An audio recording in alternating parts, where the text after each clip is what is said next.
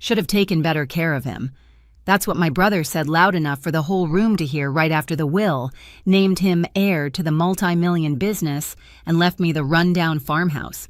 Laughter scraped the walls of the conference room. Cousins looked away. The lawyer cleared his throat. I didn't argue. I pressed my thumb into the brass house key until it hurt and watched my brother grin like he'd won forever. Then the lawyer glanced at me and said, "Actually," the air shifted. "If you want to see what came next, stay with me. The morning my father died, the house smelled like coffee and antiseptic. I'd been sleeping in the armchair beside his bed for weeks, waking every 2 hours to check his breathing and keep the oxygen line from tangling. His hand was warm even when his pulse grew faint. My father, Richard Campbell, wasn't the kind of man who said, 'I love you.' He showed it through structure, through order. A former soldier turned businessman, he built Campbell Printing Solutions from a single press in our garage into a multi-million-dollar company. People in Asheville called him the Quiet General. He believed discipline could fix anything, machines, people, even grief. Then there was Ethan, my older brother by 2 years. Growing up, he was the golden child, the loud one, the confident one, the one Dad called future CEO. Before he was even out of high school, Ethan could charm anyone, teachers, investors, women, twice his age. He had Dad's drive, but none of his patience. Where Dad built, Ethan bragged. Where I listened, Ethan performed.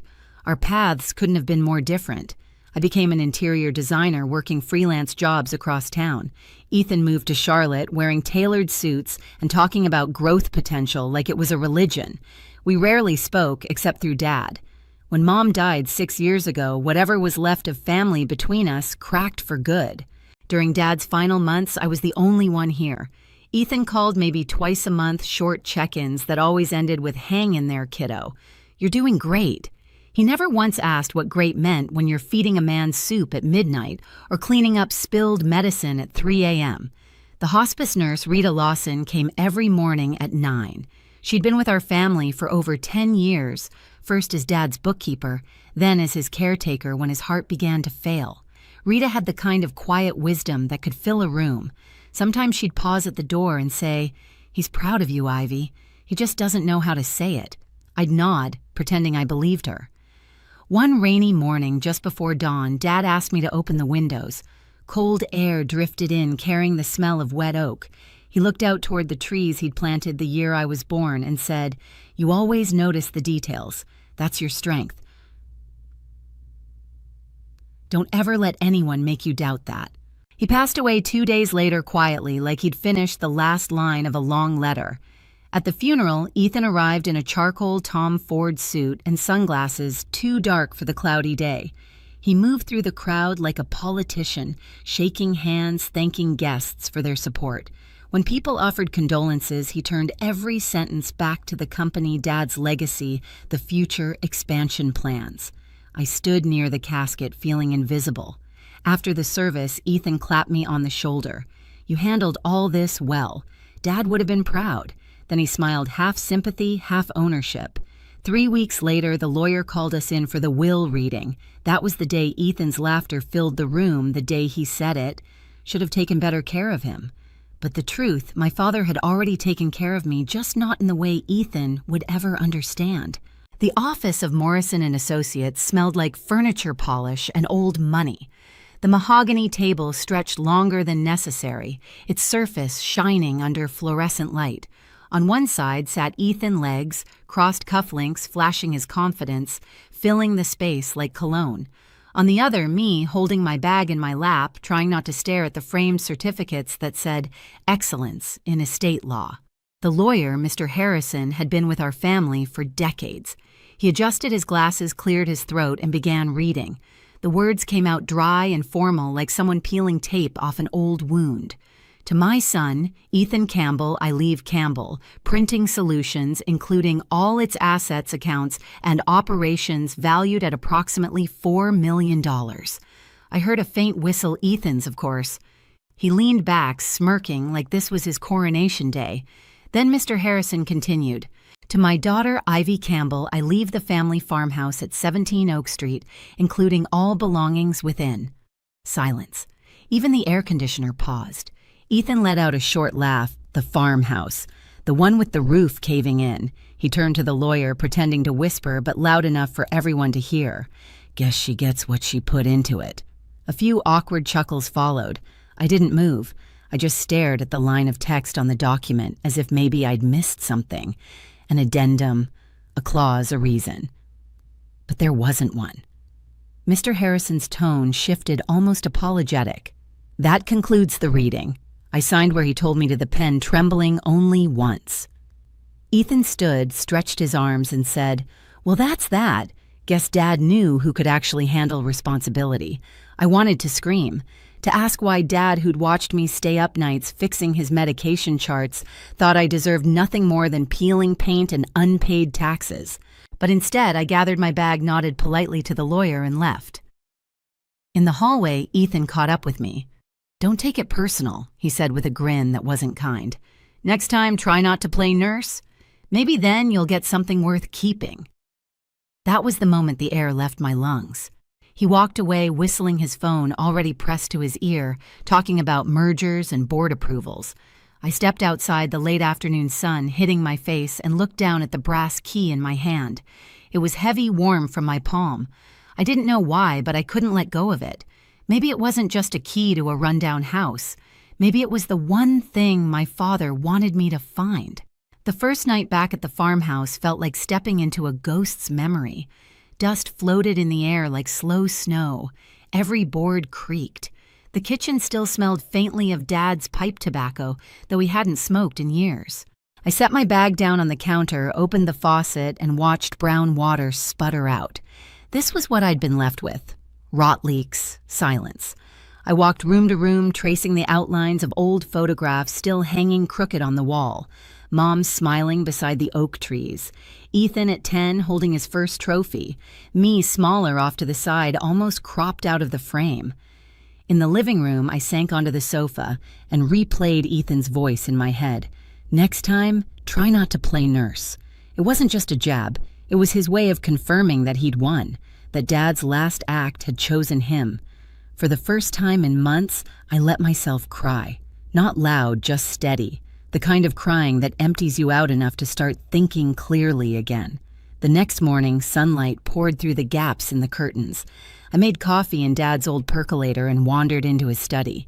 The desk drawers were organized the way he'd always kept them. Pencils lined up, invoices stacked, everything in its place. But when I tried to move the desk to sweep behind it, something shifted. A hollow sound echoed from the wall.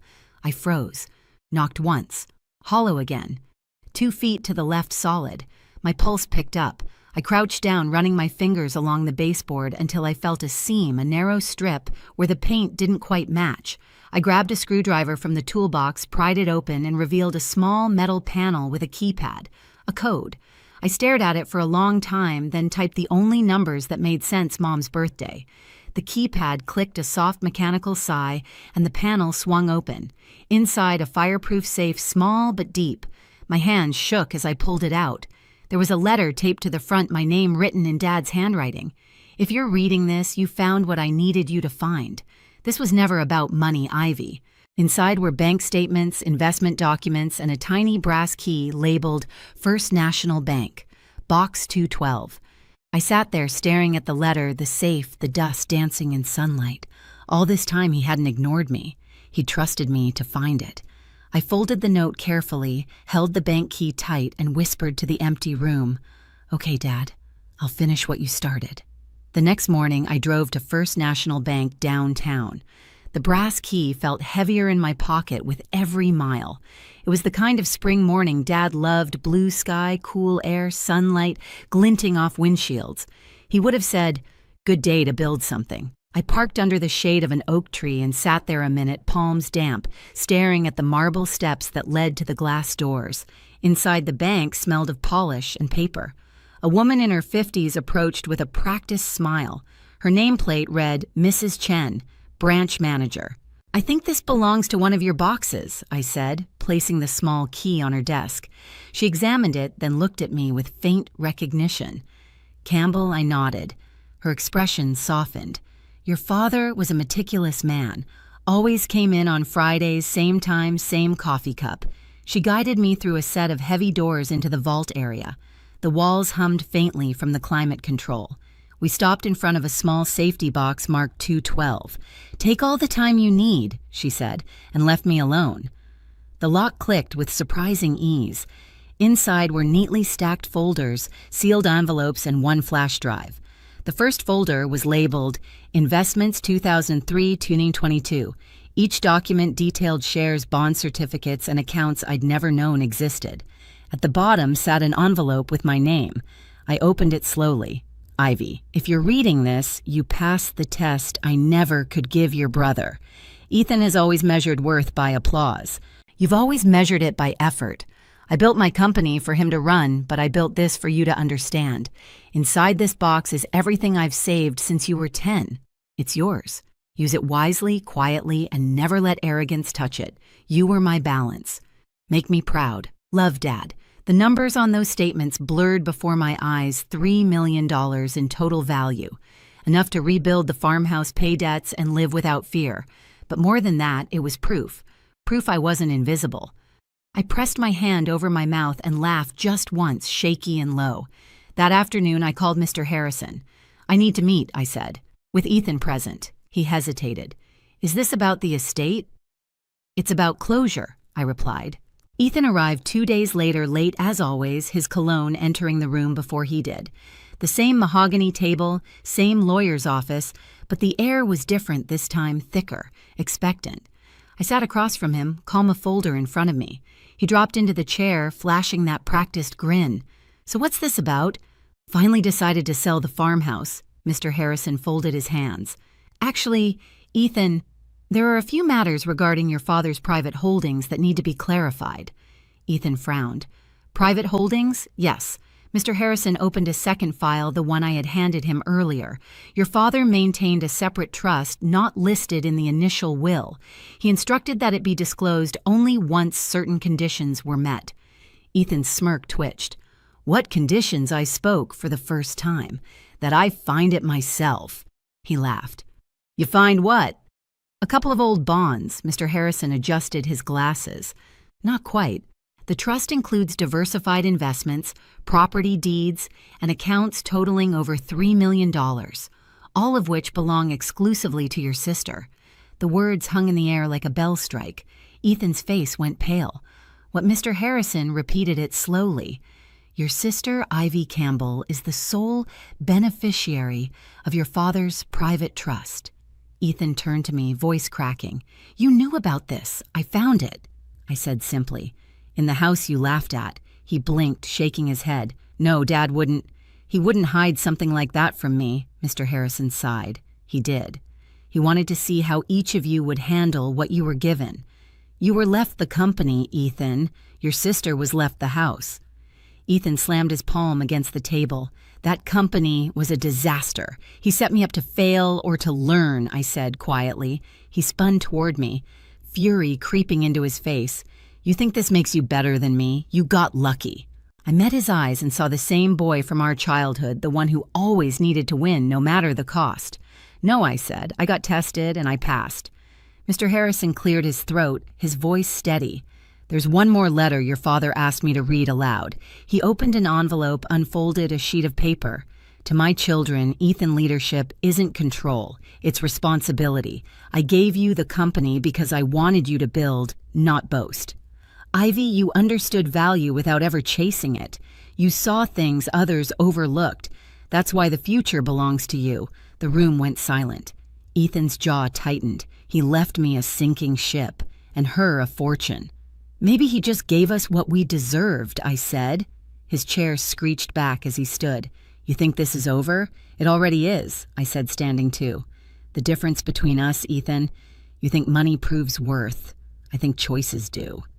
He stormed out, slamming the door so hard the diplomas on the wall rattled. Mr. Harrison gathered the papers quietly. "Your father would be proud, Ivy. Not for what you inherited, but for what you didn't lose." I smiled faintly. He always taught me to build from the ground up. A week later, I drove to the farmhouse again. The sky was turning orange, the fields humming with crickets. I walked up to the porch with a can of paint in one hand and the brass key in the other. The lock turned smoothly like it had been waiting for me. Inside, the light slanted across the old wood floors, illuminating dust and memories. I spread the papers from the trust across the table, sorting through plans, receipts, the letter. Ethan called that evening. I almost didn't answer. But curiosity won. His voice was strained. "Ivy, the company's bankrupt. Payroll bounced and clients pulled out. I need help. Just a loan, something to keep it afloat." I stared out the window at the oak trees swaying in the twilight. "Dad gave you a company worth millions," I said softly. "You could have made it work. I didn't have time. There were mistakes. Then fix them," I said. He went silent, then hissed, "You always thought you were better than me." "No," I replied. "I just learned from him." "You didn't." Before he could answer, I hung up. I set the phone down and picked up Dad's letter again. The words blurred slightly in the dim light, but I didn't need to read them. I already knew them by heart. He hadn't abandoned me. He trusted me. The farmhouse might have looked like decay from the outside, but inside it was a foundation, a place to start over. I walked out onto the porch, the same spot where he'd once told me precision is respect. "Thank you," I whispered to the night. Somewhere beyond the fields, thunder rolled faint and distant like applause finally reaching its echo. 2 years passed before I realized the silence around the farmhouse no longer hurt. The roof no longer leaked. The paint gleamed soft white under the morning sun. The place Ethan once called a dump had become the headquarters of my small design firm, Oak Street Studio. Clients came from nearby towns, drawn to the warmth of spaces built by someone who understood repair. People said I had Dad's hands, careful, steady, capable of turning something broken into something that lasts. Ethan's name came up now and then. Rumors drifted through cousins or old coworkers he'd moved to Charlotte, taken a mid-level sales job, sold his cars. The empire he bragged about was gone piece by piece. I didn't feel triumph, just a quiet kind of justice. He'd been forced to live the lesson Dad had written for him. Leadership without humility always collapses. Sometimes I still open the box from the bank, not for the money or the documents, but for the letter. The paper had yellowed slightly at the edges, but the words felt newer every time I read them. "You were my balance." That line stayed with me. Maybe that was what this all was, a balancing. Dad hadn't punished Ethan or rewarded me. He corrected the weight of our choices. On clear evenings, I sat on the front steps with a mug of coffee, listening to the wind move through the oak trees. The same trees Dad had planted decades ago. I wasn't angry anymore, just grateful. For the house that still stood, for the lesson that took years to understand, for the proof that sometimes the quiet ones really do finish the story. This morning, the light hit the porch the same way it did the day Dad died, soft, golden, steady. I stood there barefoot, coffee in hand, watching the wind ripple through the oak leaves.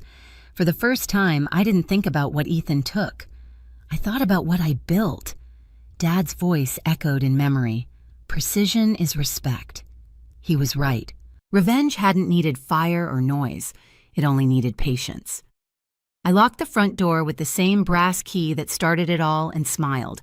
The house wasn't just mine, it was proof. Proof that being underestimated can be the most powerful weapon in the world. If you've ever been the quiet one in the family, the one who stayed behind while others took the credit, you know this feeling. Tell me your story in the comments, and don't forget to subscribe for the next one. My name is Sally Jackson. I'm 29 years old, and the day my fiancé told me he couldn't marry me because of his "what if my world didn't shatter," it just tilted. Like a photograph slipping off the wall in slow motion, the sound quiet but final. Before that moment, I thought I was one of the lucky ones. After 4 years together, I truly believed Noah and I were the couple everyone secretly envied. Steady, balanced, solid. We met in college back when everything about love still felt cinematic. He was the kind of boy who made promises without realizing they were promises, and I was the kind of girl who believed him. Through first jobs, cramped apartments, shared ramen dinners, and late-night dreams of someday we built a life out of the ordinary. He was imaginative, spontaneous, always chasing ideas. I was grounded, the planner. It worked, or at least I thought it did. When he proposed, it wasn't with fireworks or fanfare. It was by the lake where we used to walk when the world felt too heavy, the kind of place where you could hear yourself think. The evening air smelled like pine and rain. He held out the ring voice, trembling. Sally, you've always been my calm in the storm. I said yes before he even finished asking. He cried. I laughed. And for one perfect second, I believed love could be that simple choosing, safety, choosing each other. We set the date for the following summer. I handled most of the logistics deposits for the venue catering photographer florist. I liked the control. Noah handled the creative side color palettes, mood boards, playlists. He'd spend hours scrolling Pinterest, showing me aesthetic collages titled Our Forever. I smiled at everyone, even when he lost interest halfway through. That was our rhythm. I built the framework. He filled it with light. Looking back, maybe that's where the first fracture hid, in the way I took responsibility for everything, and he took inspiration. I used to think that was balance. Now I wonder if it was imbalance dressed as harmony. He'd joke sometimes. You're the stable one, Sally. I'm the emotional mess. I'd laugh it off, assuming it was self-awareness. I didn't realize it was a warning. In the months leading up to the wedding, Noah began to drift. Not in dramatic ways, no shouting, no sudden absences, just 1,000 quiet withdrawals. He was always on his phone. His smiles were slower, his sighs heavier. Sometimes I'd find him staring at old photos from college, eyes soft with nostalgia. I asked if he was okay, and he'd smile like he was trying to remember how to. I told myself it was pre-wedding stress. Everyone gets anxious before big commitments. I'd read the articles cold feet are normal. But there's a difference between nerves and distance, and I refused to see it. One night we sat on the couch going through the guest list. He was quiet, tapping his pen against the table. Out of nowhere, he asked Sally, "Do you ever think about what your life would have been like if you'd made different choices?" I laughed softly, caught off guard. "You mean like if I hadn't said yes to you?" He smiled faintly. "Maybe. Or if I'd said yes to someone else." Something in my chest tightened. "Where's that coming from?" He shrugged. Everyone has their what-ifs, right? At the time, I didn't know how to answer. Everyone does have what-ifs, ghosts of versions we could have been, but not everyone resurrects them right before a wedding. Noah had dated someone before me, Emily, his first love from college. They'd been together for about a year, and he always described her as a beautiful disaster. When he told me about her, he said she taught him what love shouldn't feel like. I believed him. So that night when he mentioned different choices, I couldn't help asking, "You mean Emily?" His eyes flicked up like I'd read his mind. "Not really. Just that time in my life." Then he went quiet again. For the next few weeks, things felt off. He looked at our wedding plans with a kind of polite detachment. When I talked about our honeymoon in Maui, he nodded absently. He spent hours scrolling through his old social media, smiling faintly at photos of friends I'd never met, places we'd never been together. I caught him once staring at a picture of Emily, her face half shadowed by sunset, and he looked away so fast it was almost a confession. Still, I didn't confront him. I thought silence would fix what honesty might break. That's the funny thing about stable people like me, we mistake endurance for love. Then one night, I came home late from work and found him sitting at the kitchen table, his phone face down. The light from the overhead lamp cut across his expression. Guilt, hesitation, something unnamed. "Everything okay?" I asked. "Yeah," he said too quickly. "Just tired." He smiled, but his eyes didn't follow. That night, as I lay in bed beside him, I noticed how quiet the room had become. We used to fall asleep mid-conversation. Now even his breathing sounded like distance. A few days later, we had dinner with his parents. He laughed, told stories, acted like the man I used to know. Watching him joke with his father, I thought maybe I'd imagined everything. Maybe love was just ebb and flow. But on the drive home, the air turned heavy again. He stared out the window, then said softly, "Do you ever think we're just doing what's expected of us?" I frowned. "What do you mean?" he exhaled. "Getting married, settling down, being the good couple. Maybe we're just safe." I forced a smile. "Isn't that a good thing?" He hesitated, then whispered, "Maybe too good." I didn't sleep that night. His words played on repeat, too good. I thought of all the moments I'd worked so hard to make smooth, all the times I'd softened the rough edges between us. Maybe in doing so, I'd polished away his sense of adventure. Or maybe he just missed being uncertain, the thrill of not knowing who he'd end up with. The next morning, he kissed me on the forehead before leaving for work. It felt less like affection and more like apology. That evening, I found one of his old photo albums open on his desk. A younger Noah smiled back, arm around Emily, sunlight spilling across their faces. The caption read, "Wild hearts don't plan." I closed the book gently, as if shutting a door on something already half open. For the first time, a thought whispered in my mind, maybe he wasn't nervous about the future. Maybe he was nostalgic for the past. I didn't know it then, but that quiet doubt would be the last piece I had before everything fell apart. It happened 2 weeks before the wedding. A Tuesday ordinary in every way, sunlight through the blinds, coffee gone cold, on my desk. The sound of emails pinging like nothing was wrong. Then, at 3:47 p.m., my phone buzzed. "Noah, can we talk tonight? Something important." 4 words. That's all it took for the air to leave my lungs. I stared at the message so long the screen dimmed. Can we talk is never about talking. It's about ending. When he came home that evening, the house felt too quiet. He didn't kiss me hello. He didn't even take off his coat. Just stood there by the doorway, pale and hesitant, as if stepping inside would make what he had to say more real. "Noah?" I asked. He swallowed hard, eyes flickering to the floor. "Sally, there's something I need to tell you." He sat on the couch, hands shaking slightly. I remember the sound of the refrigerator humming, the smell of leftover coffee on the table.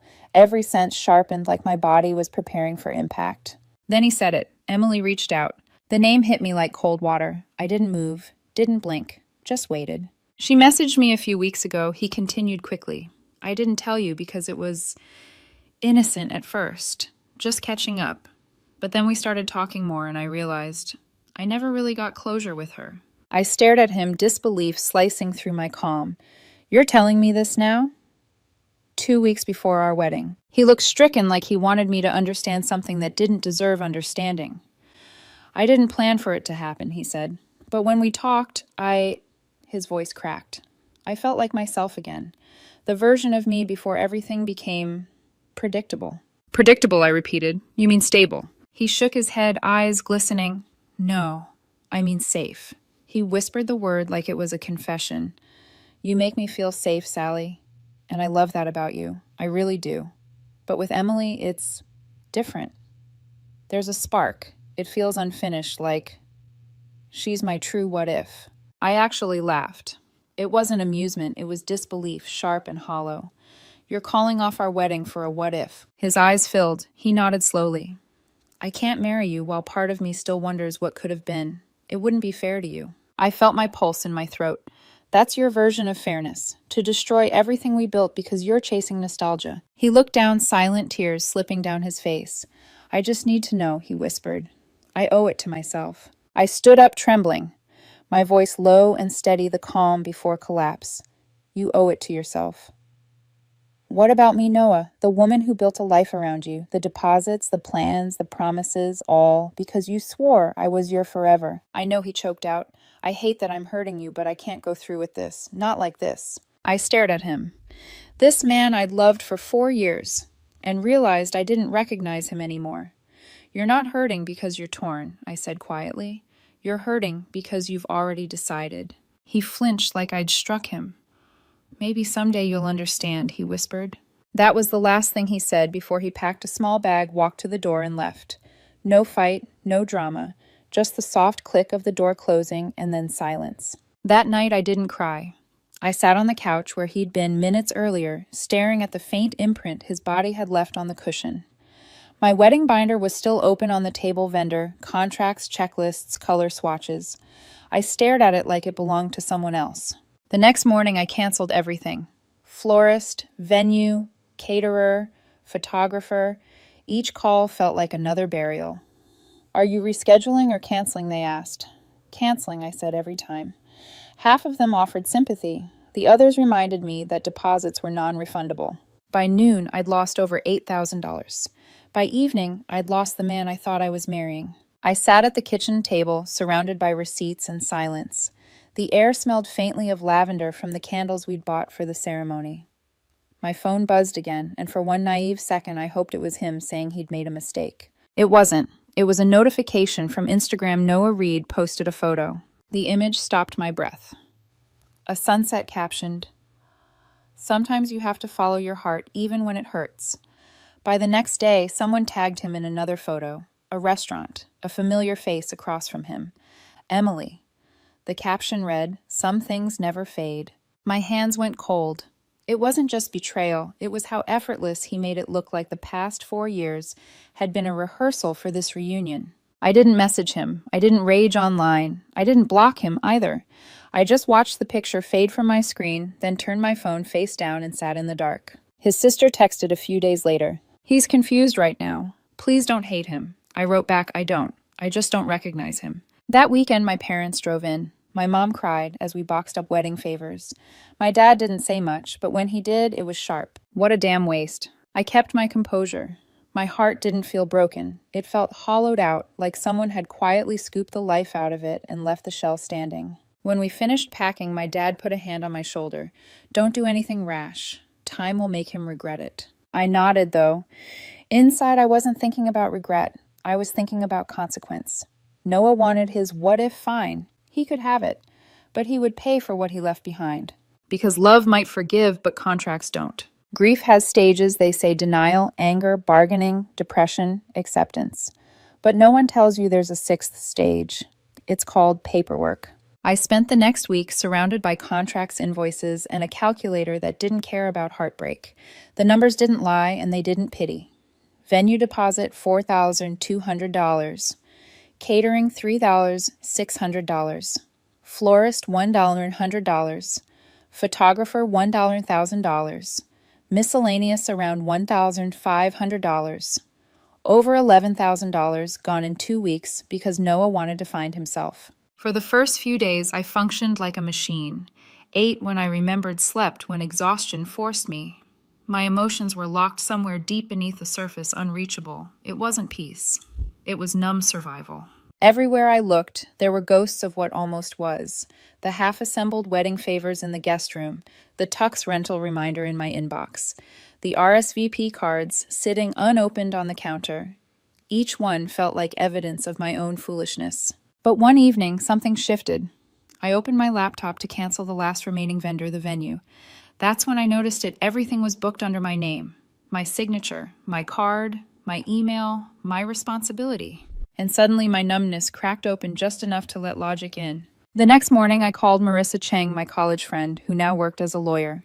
We hadn't talked in months, but when she picked up and heard my voice, she didn't waste time with small talk. "Sally," she said softly, "tell me everything." I did. Every ugly, humiliating detail. The message, the confession, the canceled wedding, the money. She didn't interrupt once. When I finished, there was a long pause. Then, "You're not going to like my answer emotionally, but legally, you have options." I blinked. Options. He broke what's called an implied contract, she explained. A wedding, once both parties commit financially, becomes a shared obligation. He backed out unilaterally. That means you can pursue reimbursement for his half. I let that sink in. "You mean I can sue him?" "Technically, yes. But I'd recommend mediation first. It's cleaner.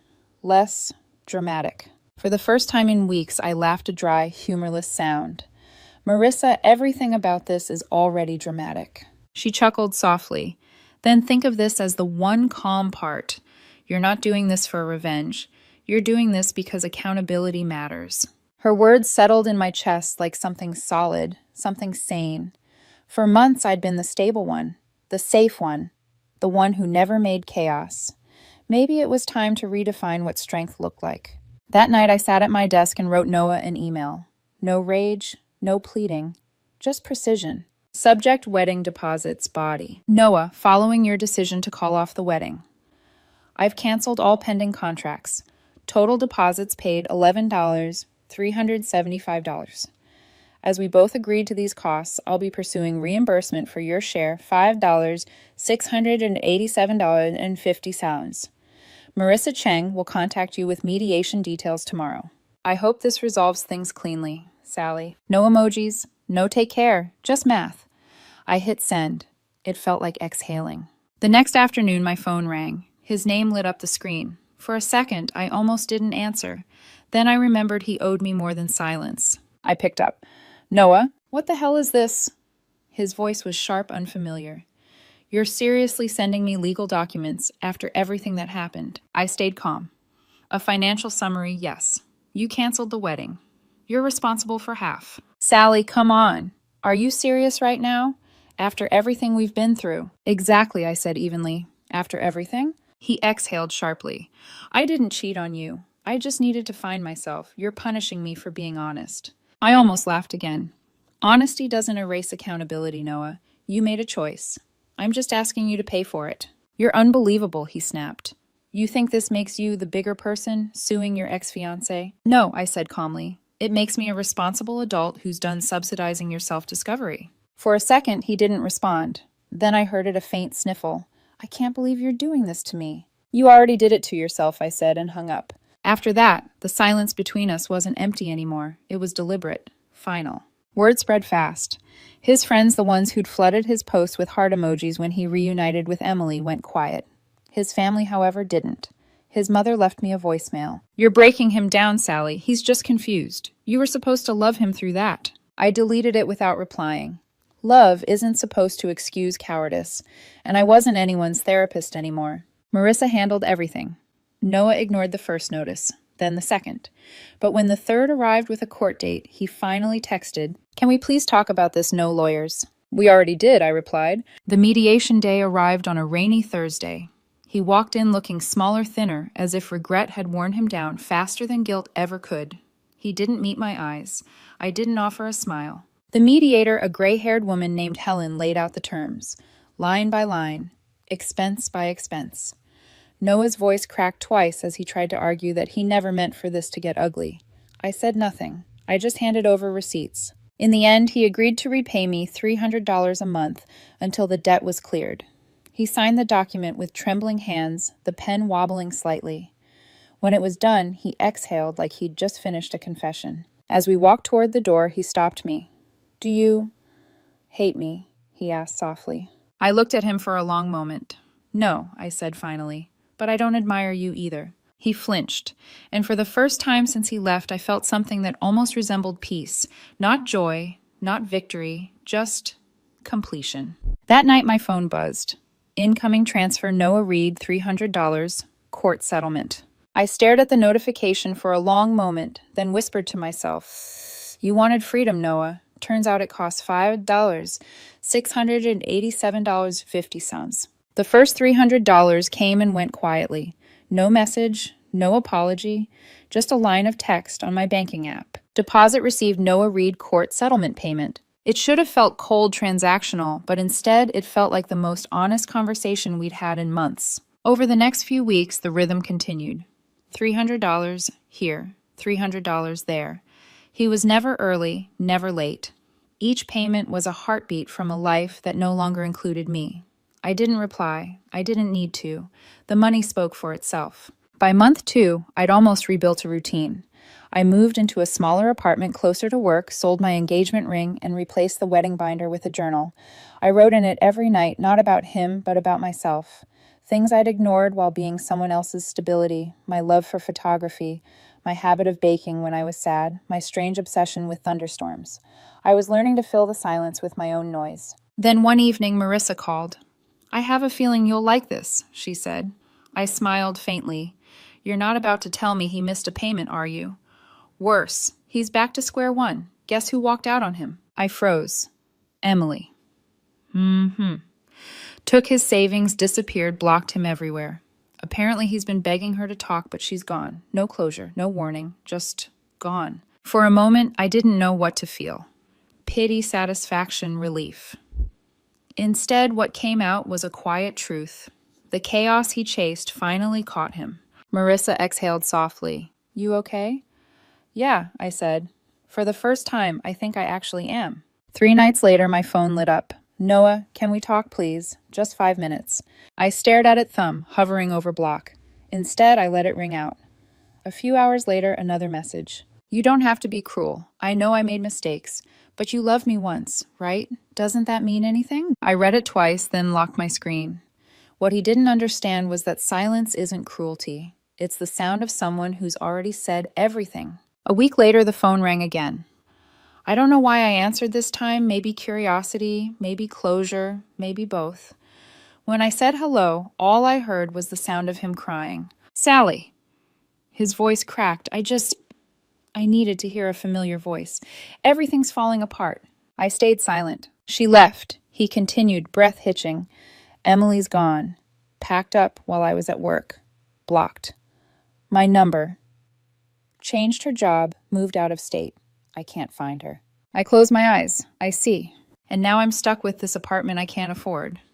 My parents said they can't keep bailing me out, and he stopped mid-sentence, choking back another sob. "I feel like I ruined everything, Sally. I really do." I waited for the guilt to come, but it didn't. Just a calm sort of detachment. "You did ruin everything," I said quietly, "and you keep pretending you didn't choose to." He let out a short, broken laugh. "You don't have to be so cold." "Cold is what's left when warmth gets burned out," I replied. "You didn't cry for me when you left. Why are you crying now?" He fell silent for a long moment. Then a whisper. I thought I was doing the right thing. "You weren't," I said simply. "You were chasing a fantasy, and when reality showed up, you had no one left to blame." He sniffed, trying to steady his breathing. "I miss you." I sighed. "No, Noah. You miss the stability, the safety net, the woman who paid your deposits and absorbed your chaos. You don't miss me." "That's not true." "It is," I interrupted softly. "And that's exactly why this conversation ends here." And I hung up. He called again 3 times that week. I didn't answer. Then came the texts, long, rambling paragraphs filled with regret. "I made a mistake. I don't know who I am anymore. You were the only real thing I ever had. Please, Sally, I just want to talk." Every message was a rewrite of the same apology he never said when it mattered. I read them all once, then deleted the thread. 2 months later, the payments were still coming steady as clockwork. And that was the irony. The man who couldn't commit to marriage had become perfectly punctual about paying for it. Sometimes I'd catch myself thinking about him, but never in the way I used to. Not with longing, with distance, like remembering a dream that stopped making sense once I woke up. One night I was journaling when my phone buzzed again, another transfer notification. "Noah Reed has sent you $300, court settlement." But this time he'd added a note, for closure. I stared at it for a long time, then smiled, small, almost pitying. Closure wasn't something you sent. It was something you earned, and he was still learning that the hard way. I closed my journal, exhaled slowly, and whispered into the quiet, "You wanted freedom, Noah. You just didn't expect the invoice." By the 5th payment, I had stopped checking the notifications. They'd become background noise like the low hum of a refrigerator or the ticking of a clock. Proof that life moved forward even when you didn't notice. Then, one Saturday morning, my phone buzzed, not with money this time, but with words I hadn't seen in months. "Noah, please. I'm not asking for another chance. I just need to see you. 5 minutes, that's all." I almost ignored it, like I had every other attempt. But something about that message, the defeated tone, the quiet punctuation, made me pause. It didn't sound manipulative this time. It sounded empty. Curiosity is a dangerous kindness. So I agreed to meet him. We chose a neutral place, a quiet cafe near the park, where we used to sit on lazy Sundays. The barista still remembered our old order, 1 black coffee, 1 vanilla latte with extra foam. He handed them to me without asking who the second drink was for. I guess I still looked like the kind of woman who bought coffee for someone else. When Noah walked in, I barely recognized him. His hair was unkempt, his shirt wrinkled. He looked thinner, but not in a way that came from effort, more like exhaustion. The spark he once chased so desperately had burned itself out. He gave me a small, uncertain smile. Hey, I replied. He hesitated, then sat down across from me. The silence that followed wasn't awkward. It was heavy, the kind that carries everything you'll never say out loud. He cleared his throat first. "You look good. Thanks." I took a slow sip of coffee. "You don't." That almost made him laugh. Almost. "I deserve that," he said softly. "Probably," I replied. "So, what's this about?" He looked down, fidgeting with the cup sleeve. I just needed to apologize. Properly this time. No excuses, no defenses. I waited, letting the air stretch between us. "I thought Emily was my unfinished story," he continued, voice cracking. "But she was just an echo. I was chasing the feeling of being 20 again, of being reckless and exciting. But when the novelty wore off, I realized she never really saw me. Not like you did." I let the words settle. They didn't sting anymore. They just sounded tired. He looked up, eyes wet. You were right, you know. I wasn't looking for love. I was looking for chaos. I nodded. And you found it. He gave a weak laugh. Yeah. Turns out chaos doesn't hold your hand when you're falling apart. For the first time, I almost felt sorry for him. Almost. I'm not here to ask for anything, he said quickly. I just needed you to know. I regret it. Every bit of it. I studied him for a moment, the trembling hands, the dark circles, the way his voice kept breaking. He wasn't performing this time. He was simply broken. I believe you, I said quietly. But belief doesn't change what happened. He nodded slowly, biting his lip.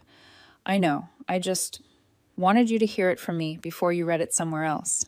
Read what? He hesitated. I'm leaving. Moving out of town. Selling the apartment, quitting my job. Starting over. I tilted my head. And you wanted my blessing? He smiled weakly. No, just closure. I leaned back in my chair. Closure isn't something you ask for, Noah. It's something you earn. And you're earning it $300 at a time. That made him laugh for real this time. A tired, bitter sound. You haven't changed. I have, I said softly. You just don't recognize the woman who finally stopped making excuses for you. He looked down, then whispered, I hope you find someone who actually deserves you. I met his gaze.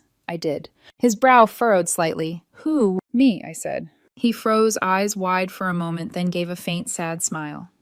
Good. You always did deserve better than me. He stood up, hesitated like he wanted to say more, then walked away. I didn't call after him. I just sat there watching him leave the same way he did that night months ago, quietly without drama. Except this time I didn't feel hollow. I felt free. That evening I walked home through the park. The same lake where he'd proposed shimmered under the fading sunset. I sat on a bench and let the breeze tangle through my hair. The pain that once sat heavy in my chest had turned into something lighter, acceptance, maybe even gratitude. My phone buzzed again. Another payment. Noah Reed has sent you $300. Court settlement. July 5th. For a moment I just looked at it and smiled. It wasn't about the money anymore. It was about what it represented. Consistency, responsibility, consequence. He was still paying for his what if, and I was finally living my what's next. I took one last look at the lake, whispered to the wind, "Thank you for leaving," and walked away. 6 months later, I almost forgot what his voice sounded like. Not because I tried to, but because eventually you stop remembering what doesn't echo anymore. Life had found its quiet rhythm again. Mornings began with sunlight through my kitchen window and the smell of fresh coffee instead of anxiety. The silence in my apartment no longer felt hollow. It felt earned.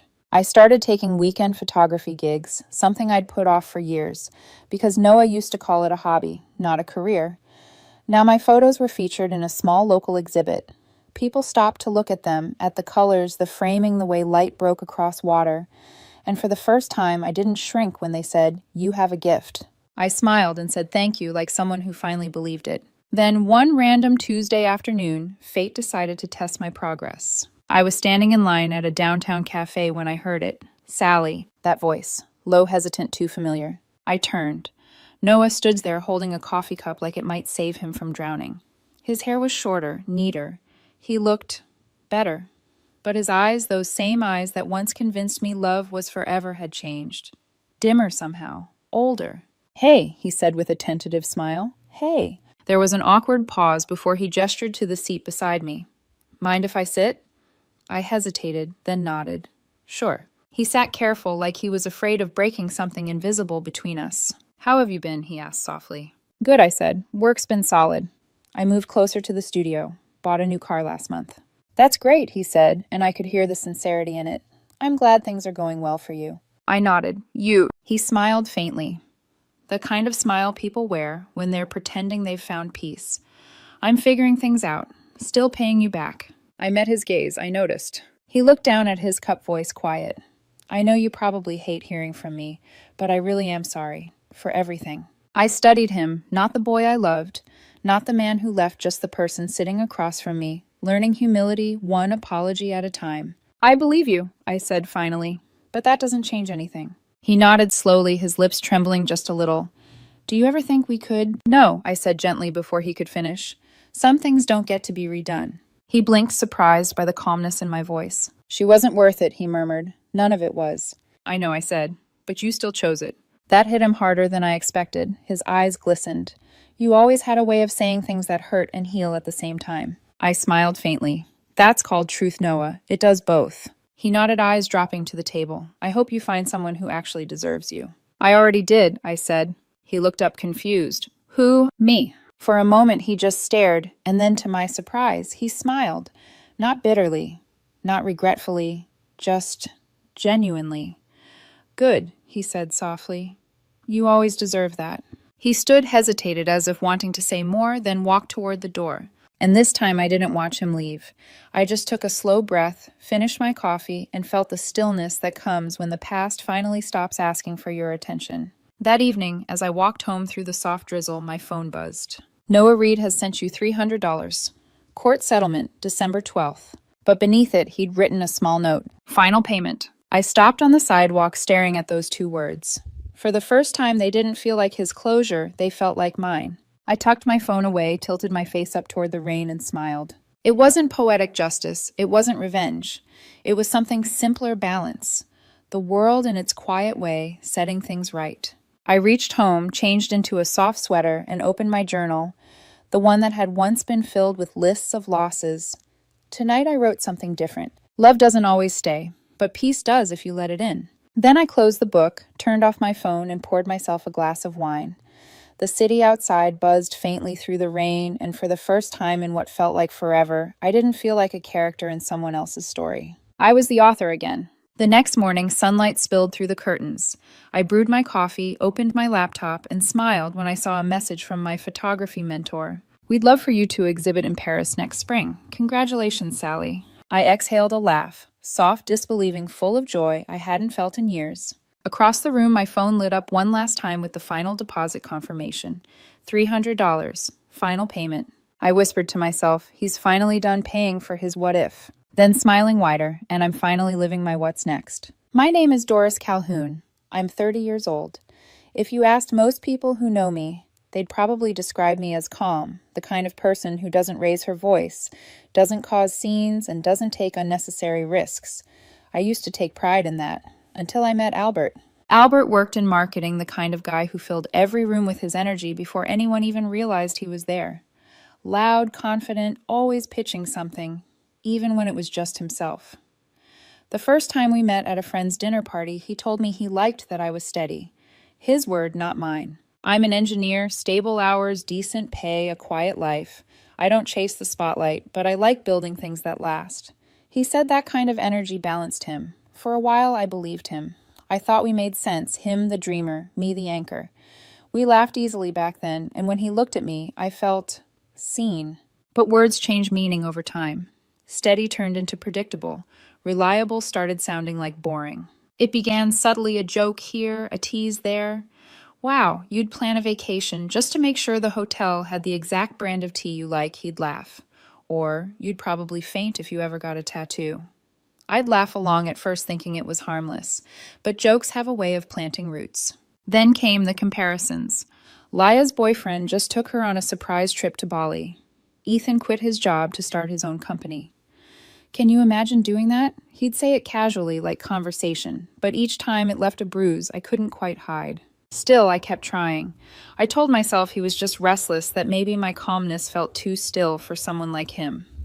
I started cooking new recipes, buying dresses he once said he liked, trying to bring back the spark we used to have. But it was like throwing matches into water, nothing caught fire anymore. And then came the phone. He was always on it. Notifications lighting up his face at dinner, his thumbs typing fast, smiling at something or someone. When I'd ask, "Who's that?" he'd roll his eyes. "Relax, Doris. It's just a friend from the gym." He'd started working out more, staying late for group sessions, sometimes coming home smelling faintly of cologne I didn't wear. And laughter that wasn't mine. It wasn't even the suspicion that broke me, it was the way he looked at me. Like I was a responsibility he'd outgrown. One evening I made pasta and salad, the kind of simple meal he used to say reminded him of home. He sat across from me, barely looking up from his phone. The screen glowed every few seconds. "You've been glued to that thing all week," I said quietly. "Who's keeping you that entertained?" He didn't look up. You wouldn't know him. "Try me." He sighed as if I'd interrupted something important. "His name's Laya. She's from my gym. We've just been talking." "Talking about what?" "Life. Fitness. Ambition. You know, stuff people with drive talk about." I stared at him, my fork halfway to my mouth. Right, I said slowly, because engineers have no ambition. He finally looked up, smirking. That's not what I said. No, I said, my voice calm, but it's what you meant. He leaned back, folded his arms, and said it, so effortlessly it almost sounded rehearsed. You know what your problem is, Doris? You're the kind of woman men date before they find the one they actually want. For a moment I thought he was joking. I waited for him to smile, to laugh, to take it back, but he didn't. His face stayed cold, distant. You're safe. You're dependable. Nice, he continued, as if explaining something logical. You make men feel stable for a while and then, well, they move on. It's not your fault. It's just who you are. Something in me shifted then, not rage, not heartbreak. Something quieter, like a door clicking shut inside my chest. So that's what I am to you, I said softly. A warm-up act. He shrugged. Don't make it sound tragic. You'll find someone who appreciates boring one day. He picked up his phone again. I watched him type, smiling at whoever was on the other end. Probably Laya. Albert, I said after a moment. He didn't look up. Yeah. I hope she's everything I'm not. He blinked, unsure if I was being sarcastic. But I wasn't. I stood up, took my keys, and said quietly, You win. You get to meet the one you actually want. He laughed under his breath. You're being dramatic. I didn't reply. I just walked out, no yelling, no tears, no slammed doors. Just silence. The kind that means something's truly over. That night, I didn't go home. I stayed at a friend's place, staring at the ceiling until morning. When the sun came up, I texted him one line. Don't worry about me coming back. You got what you wanted. He never replied. But later that day, I saw a post Laya smiling at the gym, same outfit she'd worn the night before. Caption, some people just don't get it. Albert was in the comments, flame emojis and all. I didn't cry, not because it didn't hurt, but because somewhere deep down, I already knew this was who he'd always been. And Karma was only getting started. When I left Albert, I thought I'd feel some kind of relief, or at least a clean break. But the truth was quieter than that. It was emptiness. The kind that hums in the background, filling the air between coffee cups and the ticking of clocks. I still woke up at 6:30 every morning. Still made my coffee the same way. Still drove to the same office, parked in the same spot, typed into the same spreadsheets. But everything felt heavier, like my own apartment had become a museum of things that used to mean something. Our framed photo from Dalat, his forgotten hoodie hanging by the door, the dent in the couch where he used to sit. At night, I'd catch myself replaying that last dinner. The way he said boring like it was a diagnosis. The way I stayed calm instead of breaking down. And then I'd think maybe that was the problem all along. He mistook my calm for indifference, my steadiness for lack of passion. The first few weeks, he didn't reach out. Instead, he started performing happiness. Social media became his stage. Photos of rooftop brunches, gym check-ins, beach trips, always tagged with her name, Laya. His captions were predictable: energy attracts energy. Or, finally, with someone who gets my drive. I didn't comment. I didn't even block him. But sometimes late at night, I'd find myself scrolling through those posts. Not out of jealousy, more like curiosity. Watching the person I used to know disappear into a highlight reel that didn't even look real. Laya was exactly his type, loud, magnetic, restless. I could almost see the pattern forming again, his obsession with excitement, his fear of stillness. So I did the opposite. I went quiet.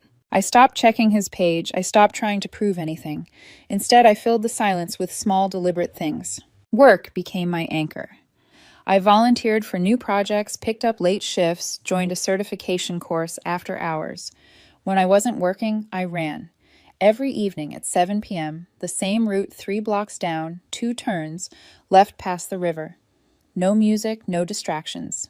Just my breath, my shoes, and the sound of the city winding down. It wasn't glamorous, and it wasn't healing overnight, but it was honest. Sometimes while running, I'd catch glimpses of couples walking hand in hand and feel a small ache in my chest. Not for Albert, but for the version of myself who thought love was supposed to be dramatic to be real. There's a quiet kind of grief in realizing the person you loved never actually saw you. They just loved the reflection of who they wanted you to be. And when that reflection stopped entertaining them, they moved on. So I decided I'd stop being a reflection altogether. I deleted our photos from my phone.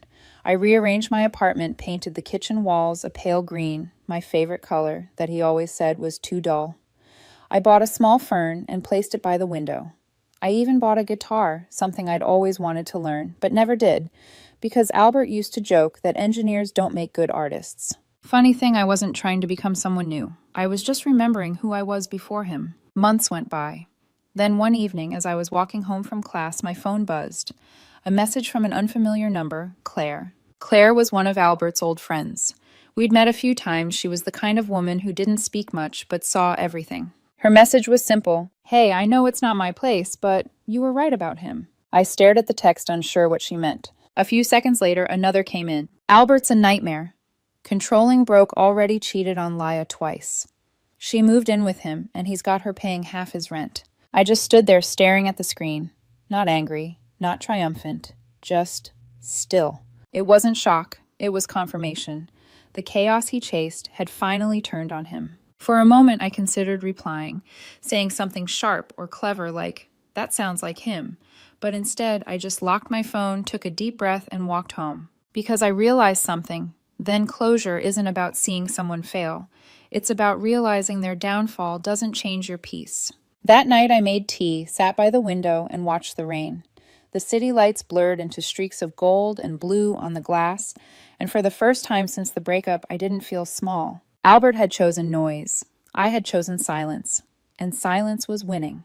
But karma wasn't done collecting yet. Because 3 weeks later, just as my life started feeling steady again, my phone buzzed with another message, this time from a number I hadn't seen in months. Albert, hey Doris, I know you probably don't want to hear from me, but can we talk? I stared at the screen and smiled. At first, I told myself I wouldn't reply. I even put my phone face down on the counter, determined to ignore it. But my heart still skipped a beat when I saw his name light up the screen again after all those months. Albert, Doris, it's not what you think. Things just got complicated. I just want to explain. I didn't respond. He'd explained enough the last time we sat at that dinner table. A day passed, then another text. Albert, wow. So I meant nothing to you, huh? After everything. That one made me laugh, a quiet, disbelieving kind of laugh. It's strange how people can destroy something, and when it collapses, they're offended you didn't try to save it with them buried inside. I left his messages unanswered, but they kept coming. Sometimes 2 in one day, sometimes late at night. I could almost hear the shift in his tone from confidence to confusion, from pride to panic. Then came a longer message, one that didn't fit on the preview screen. Albert, I know. I messed up, Doris. I was confused. You were always so calm, it made me feel like you didn't care. Laya made me feel wanted, but I see now that she was just using me. I don't expect forgiveness, I just miss talking to you. For a moment, I stared at that wall of text thumb hovering over the screen. A part of me wanted to say something. Not because I missed him, I didn't, but because I wanted to understand why. Why he said those things. Why he made me feel like being steady was a flaw. But then I realized he wasn't apologizing because he understood. He was apologizing because life had stopped clapping for him. So I set my phone down and went for a run instead. The air was cool, the streets half empty, the kind of quiet that lets you hear your own thoughts. Each step felt lighter than the last. By the time I looped back to my street, the message didn't feel heavy anymore.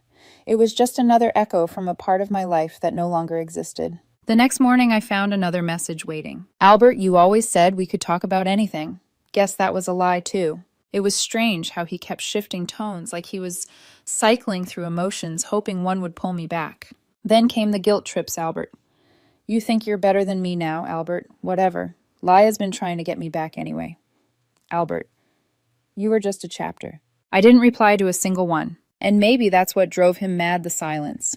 He had always been the kind of man who needed an audience. But karma has a sense of humor, because silence was the one thing he couldn't manipulate. Then one evening, my phone rang, his name flashing across the screen.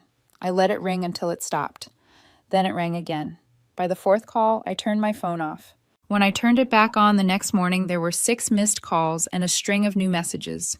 The last one caught my eye. Albert, you think ignoring me makes you strong. You'll regret this, Doris.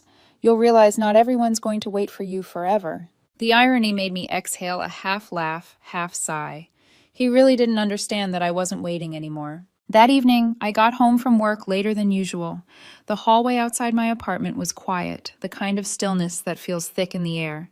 As I approached my door, something felt off. Then I saw him. Albert, leaning against the stair rail, arms folded, face pale, eyes tired. Wow, he said when he saw me. You really weren't going to answer, were you? I froze, keeping my tone calm. No, I wasn't. He gave a bitter little laugh. You're really going to act like you're too good for me now. I'm not acting, I said simply. That hit a nerve. His jaw tightened. So that's it. You're just done. You're not even curious what happened. I already know what happened. I set my bag down. You left for someone better. Turns out she wasn't. End of story. He scoffed. That's not fair. You don't even understand what she did. I don't care what she did, Albert. My voice stayed even, almost gentle. I stopped being part of your story the moment you told me I was the woman men date before they find the one they want. His expression flickered. The memory hit him. That night, that smirk, those words. I didn't mean it like that, he said quickly. Yeah, I said, you did. He took a step closer, desperation creeping into his voice. Can we at least talk coffee or something? We don't have to make it weird. No, Albert. Coffee won't change anything. He exhaled sharply, shaking his head. Then, like the man I remembered, he said it the line that showed me exactly who he still was. You'll regret this, Doris. You think I need you. I'm just trying to be nice. I smiled faintly. You've never done anything nice that didn't serve you first. He froze, caught off guard. Then scoffed. You're not even worth arguing with. Then don't, I said quietly. I unlocked my door, stepped inside, and closed it behind me. I stood there for a moment, hand still on the knob, listening to the muffled sound of his footsteps fading down the hall. When the silence returned, I let out a long, steady breath. That was the last time I saw him in person. Or so I thought. 6 months passed. Half a year of peace, quiet, simple, healing peace. By then, my life looked completely different. I'd finished my engineering certification, earned a small promotion, and finally bought the oak dining table I'd wanted for years, but Albert once said was too old-fashioned.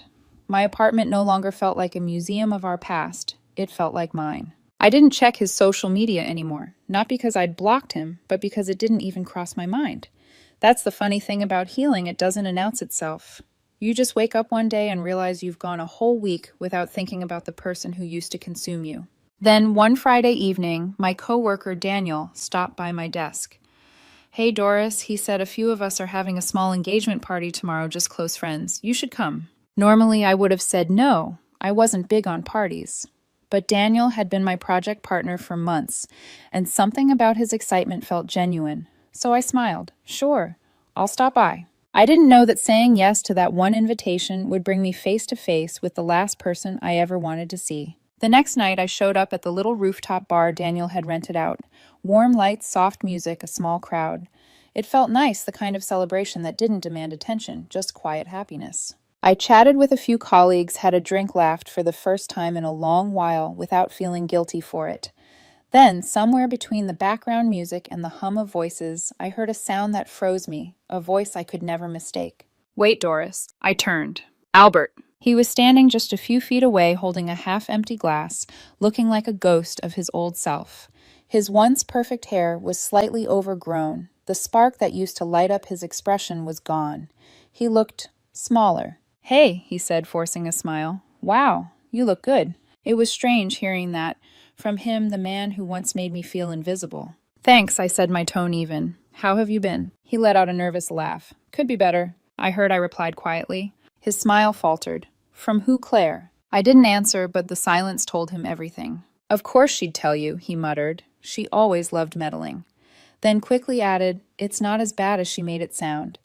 Leia and I, well, we're not together anymore. Haven't been for months. She turned out to be complicated. I raised an eyebrow. Complicated. He sighed dramatically, as if the universe had wronged him. Yeah. Controlling. Always picking fights. I tried to make it work, but she cheated on you, I finished. He blinked, taken aback. How did you— Pattern recognition, I said. He let out a low laugh, like he couldn't decide if I was being sarcastic or serious. You always did know me too well. I smiled faintly. Not really. I just learned to stop misunderstanding red flags for personality. He flinched. For a second, the old smugness cracked, and I saw something raw underneath regret, maybe. You know, he said softly, seeing you here feels strange. Full circle, almost. Like maybe we could start over. Not romantically or anything, just I miss talking to you. You were easy to be around. There it was. The nostalgia tactic. The rewriting of history. I took a slow sip of my drink and set it down. You don't miss me, Albert. You miss the version of me that tolerated disrespect. That version doesn't exist anymore. He swallowed words catching in his throat. Wow, so you're just cold now. No, I said quietly. I just stopped explaining why I deserve better. He blinked, trying to find his footing. You think you're better than me now? I don't think about you at all. The silence between us stretched long, heavy final. Music played softly in the background, but it felt distant, like the world had muted itself just to let that truth land. His lips parted slightly, then closed again. You really changed. I shook my head. No, Albert. I just finally started treating myself the way you never did. Someone called his name from across the room. He looked over his shoulder, then back at me, eyes searching for something. Maybe the softness he used to manipulate, maybe the woman who once stayed quiet while he belittled her. But she wasn't there. Take care of yourself, I said simply and turned away. Later that night, Daniel leaned over and whispered, Old boyfriend. Yeah, I said, smiling faintly. A long time ago. And that was the truth, not just about time, but about everything that once defined us. He really did feel like someone from another life. As the night went on, I laughed, toasted Daniel and his fiancée, and felt something I hadn't in years, lightness. Because closure doesn't always come with revenge or apologies. Sometimes it walks into a party wearing your favorite dress, meets your past face to face, and realizes you don't owe it anything anymore. When I left that night, Albert was still there, standing alone by the bar, staring at nothing. For the first time, I didn't feel angry or sad or vindicated, just peaceful. The kind of peace that comes when the storm's over and you're still standing. The following morning, sunlight slipped through my curtains, soft and golden, and for once, I didn't wake up with a weight on my chest. I lay there for a while, listening to the hum of the city outside, motorbikes, laughter, someone sweeping the street below, all of it so ordinary, so alive. That night at the party had closed a door I didn't even realize had been left slightly open. Seeing Albert again didn't stir old feelings. It only confirmed what I already knew I'd healed quietly and completely. Over coffee, I replayed pieces of our conversation in my head, not to dwell on them, but to marvel at how different I felt now. He'd looked so unsure, so small, compared to the confident, fast-talking man who once dictated how I should live. And I'd been calm. Not performative calm, real calm. The kind that comes when you no longer have anything to prove. I didn't post about that night, didn't tell anyone what happened. I didn't need to. The victory wasn't in making him regret it. It was in realizing I no longer did. A week later, I stopped by a bookstore on my way home from work. It had started raining, one of those steady, gentle rains that turn everything reflective. I stood near the window watching people rush by under umbrellas and thought about how life used to feel like that, a constant sprint to avoid getting wet to stay in control. Now I just stood there, letting the sound of rain become background music to a life I was finally comfortable in. I picked up a novel about rebuilding after loss, the kind of story I would have called too sentimental years ago. But as I turned the first few pages, something struck me. Maybe healing isn't about becoming unbreakable. Maybe it's about accepting that being broken taught you who you are when no one's watching. 3 days later, my phone buzzed. A message from Claire. Saw him again. He's not doing great. Guess karma's still busy. I smiled faintly at the screen, then typed back. Karma isn't cruel. It just teaches lessons the long way. She replied with a single emoji, a small heart, and that was the end of it. No gossip, no bitterness, no satisfaction. Just acknowledgement that everything had come full circle. That night, I stood on my balcony with a cup of tea, staring at the city lights flickering below. Somewhere out there, Albert was probably sitting alone, wondering how everything he'd chased slipped through his fingers. But he wasn't my story anymore. Because the truth is not everyone who hurts you deserves a villain's ending. Sometimes their punishment is simply watching you build a life where they no longer fit. A few weeks later, Daniel and his fiancée invited me over for dinner, just a small gathering this time. When I arrived, the same rooftop glowed with soft lights, the same laughter filled the air. It should have felt like déjà vu, but it didn't. I felt like a completely different person standing in the same place. During dinner, someone mentioned heartbreak, and Daniel laughed. You know, Doris gives the best advice about that stuff. I smiled. Only because I've graduated from the school of mistakes. Everyone chuckled, and for a moment I caught my reflection in the window, calm eyes, easy smile. It wasn't the reflection of a woman who'd been betrayed. It was the reflection of a woman who'd reclaimed her story. Later that night, as I was leaving, I saw Albert again, just for a second. He was standing outside the building a few meters away smoking.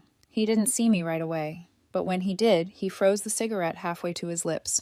Our eyes met briefly, no hostility, no tension, just quiet recognition. He gave a faint nod. I returned it. No words, no closure talk, just two people who had finally reached the end of the same chapter, reading different books now. I walked past him and out into the night, the city air cool against my skin. As I crossed the street, I thought about something he once said, that I was the woman men date before they find the one they really want. For a long time, that line haunted me. But standing there beneath the streetlights, I realized he was right, just not in the way he meant. Because the woman I am now, the one who knows her worth, who doesn't chase validation, who doesn't mistake chaos for love, she came after him. Maybe I was the before version once, but that's exactly what he taught me who not to be. So in a strange way, I was grateful. I took a deep breath, smiled to myself, and whispered, "Goodbye, Albert." Not out of bitterness, not out of pain, just closure, soft, complete, and overdue. Because he was no longer the one who hurt me. He was just someone I used to know.